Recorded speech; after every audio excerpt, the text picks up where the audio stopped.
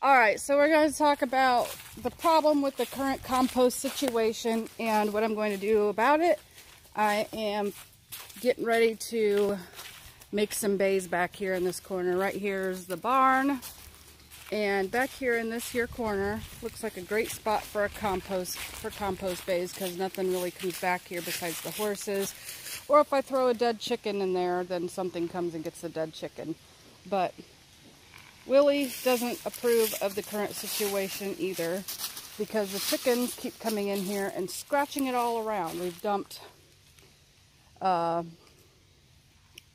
composted chicken manure from over at the chicken houses over there, the Tyson chicken houses. Our neighbor owns that and said we could come get composted chicken manure and litter whenever we want. And the pile has just, yeah. So we are going to build bays to help keep it under better control. We need to make it wide enough that we could fit the tractor in there to stir it around. There we have a bucket front end for it too. So we need to make it, we're going to make it 2 by 2 by 2 and leave the front end open, and that should help keep it more collected. We've thought about going around and picking up horse poop too and throwing it in there. However, we are trying to reseed this lot next spring with alfalfa, red clover, and orchard grass to help the horses graze. So not sure if we're going to be picking it up or leaving it or picking up some or whatever. Haven't got decided that far yet. I don't have any food right now. You just ate. Yeah, see, that's why we bought the hay round bale feeder, because this happens and look how much is wasted. Anyway, so I'll show you what I got to in order to start on this project. I've got a 2-inch wide paintbrush and some Sherwin-Williams indoor exterior satin paint in just white. I told the lady at Lowe's, I don't care what color it is, nobody's going to see it. She said, well, white's already made. I said, perfect. So that's a sample size. You could get it for $6 at Lowe's. I don't know if it's going to be enough to paint the parts of the pallets that I want, but if it's not, I can always go back to Lowe's and get another one. Sorry, my hands are kind of shaky. Evidently, I've had a little too much coffee this morning. So we will need 6 pallets for the project. I have 7 sitting here and 1 out in the horse lot that's kind of heavy. So I'm waiting on my man to bring it back.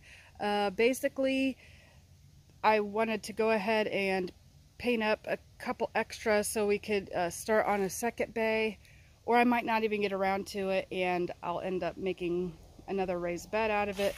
Haven't decided that far yet. So we'll see.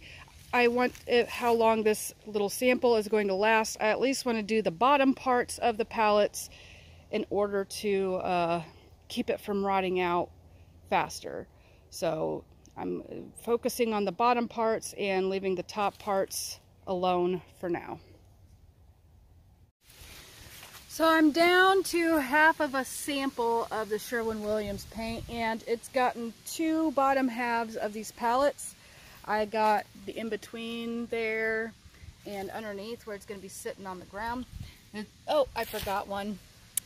Yeah, I'm not aiming for perfection, just covered, so that way it protects them longer. So I still have at least 4 more pallets to go. So I would definitely recommend getting a quart for this project, because it looks like I'll be stopping by at Lowe's again. But it's fine.